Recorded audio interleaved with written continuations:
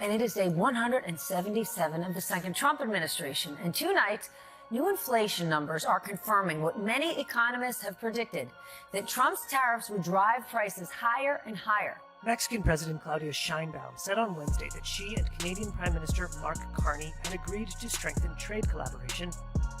Imagine waking up to the stunning news that Canada, America's closest neighbor, has just rejected over 150,000 tons of U.S. beef, sending shockwaves through the agricultural world. Within hours, Mexico swooped in, seizing the $1.2 billion market the U.S. had dominated for years. Two countries once seen as loyal trade partners are now shaping a new order, one where America is no longer at the center. The impact was immediate. Contracts collapsed, beef prices spiked, and global trust in American agricultural quality began to waver. This isn't just a trade story. It's about the food on your plate, jobs in your town, and the survival of an industry millions rely on.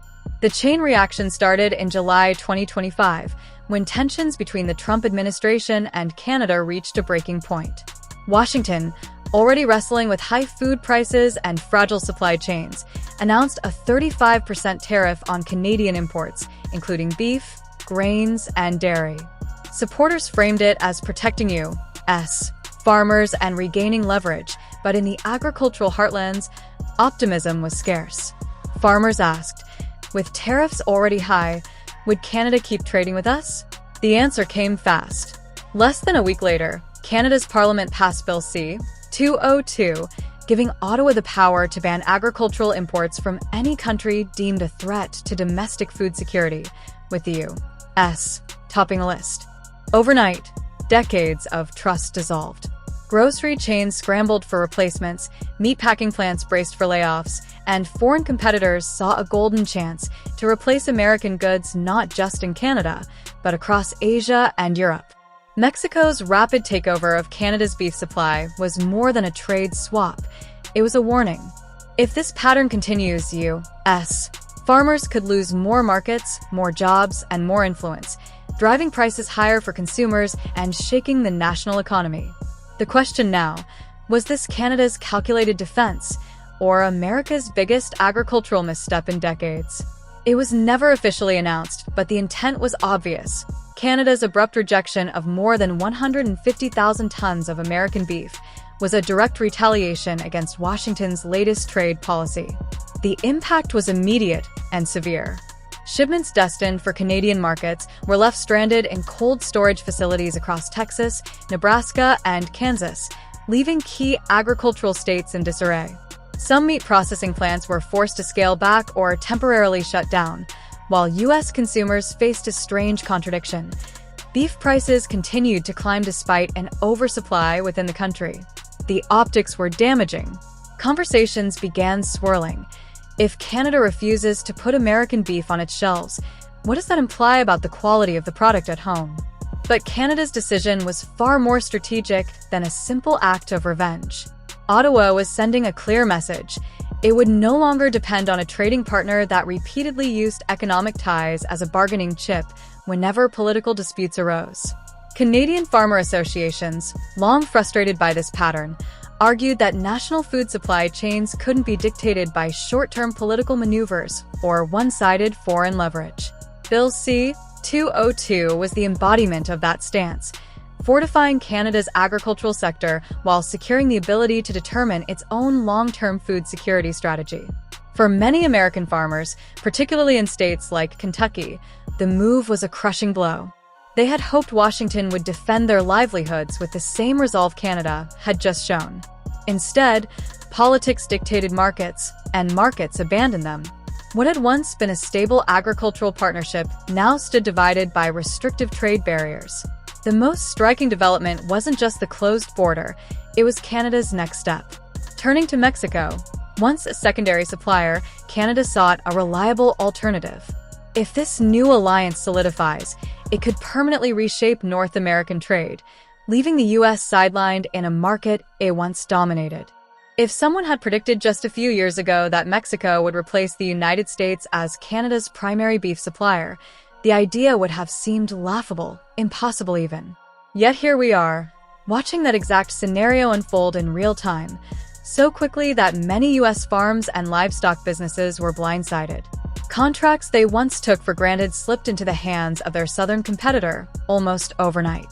The advantages America once relied on, close proximity, long-standing alliances, and familiar markets, proved insufficient when Canada abruptly rejected over 150,000 tons of American beef in response to tariff concerns and supply disruptions triggered by Washington. Many assumed this would cause a temporary slowdown in the market, but instead, Mexico moved with precision, stepping seamlessly into the gap.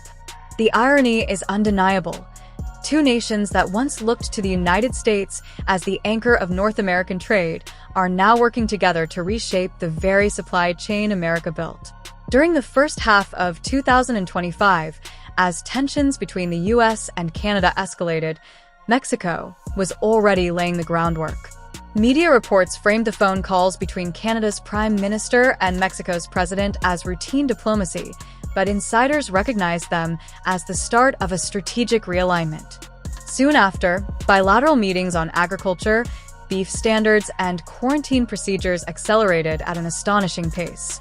Now, the big question is, once Canada secures a dependable partner, why would it risk returning to a supplier whose tariffs and political volatility threaten stability? For American farmers, the most bitter pill is not just being replaced, but being replaced by a competitor once dismissed as less competitive. Mexico's resurgence began after the early 2025 parasite incident, when they swiftly worked with the USDA and CFI to restore food safety certifications within weeks. Their comeback shipments didn't just meet standards, they exceeded them, arriving with complete transparency on quality, safety, and origin, positioning Mexico as the dependable partner Canada had been looking for. Mexico's ability to control slaughter dates, transport procedures, and packaging standards with pinpoint precision has impressed even Canada's largest supermarket chains, winning them over in record time. In just a few short months, Mexico accomplished what took the U.S. decades to establish, securing Canada as a committed buyer. Shipments now total tens of thousands of tons each month, with imports expected to reach 150,000 tons by year's end, the exact volume Canada once sourced from the United States. The difference is that these new agreements aren't short-term stopgaps. They are long-term, stable, and highly profitable contracts, the kind that once kept countless farms and ranching families across the Midwest and Texas afloat. Now, the trucks that once rumbled daily toward Ontario and Alberta sit idle in dusty lots, their refrigerated trailers empty. This is more than just a trade story. It's a blow to the heart of rural America. For urban residents, the headline, "Canada rejects 150,000 tons of U.S. beef," might seem like another distant economic statistic. But for small-town communities, where mornings were marked by endless lines of livestock trucks heading toward the slaughterhouse, it signaled the collapse of a crucial lifeline. From Kansas to Nebraska, farms that used to move beef across the border now find themselves drowning in unsold inventory. Feed costs keep rising, veterinary bills pile up, and storage expenses are eating into what little profit remains. For many cattle-raising families, the choice has become an impossible gamble. Keep producing and lose money, or stop altogether and risk losing everything. The shockwaves are spreading. Meat processing plants across the Midwest are slashing work hours, leaving employees with smaller paychecks. Truck drivers are parking their rigs with no cargo to haul. And consumers? They're still paying more. Beef prices in supermarkets continue their upward march. Ground beef has surged past $6 a pound, the highest since the early 1950s, and steaks now average $11 a pound. The bitter irony is that while supply sits unused in American cold storage, Canadian shelves are stocked with Mexican beef, and U.S. households are left shouldering the cost of a market they no longer control.